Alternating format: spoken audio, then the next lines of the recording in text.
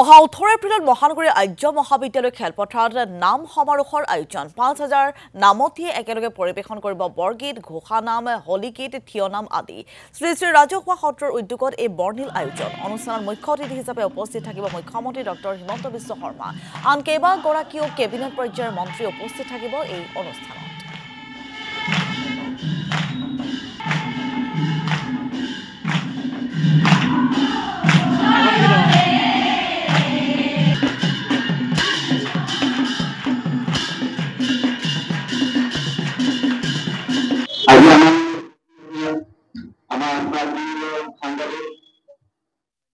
শ্ৰী শ্ৰী ৰাজসত্ৰ কুমাৰপাৰা উদ্যোগত আৰু ৰাজসত্ৰ ভাতৃ সংগঠন শংকৰ মাধৱ সাংস্কৃতিক কলা সমাজৰ সহযোগত আমি 18 এপ্ৰিল বহাগৰ 4 তাৰিখ শুকুৰবাৰে আৰ্য বিদ্যাপীঠ খেলপথাৰত আমাৰ অসমৰ বিভিন্ন মহিলাৰ 5000 মহিলাৰ দ্বাৰা আমি এটি নামসভা অনুষ্ঠান পাতিবলৈ আয়োজন কৰিছোঁ আৰু এই নামসভাত অসমৰ বিভিন্ন আই মাতৃসকল উপস্থিত থাকিব।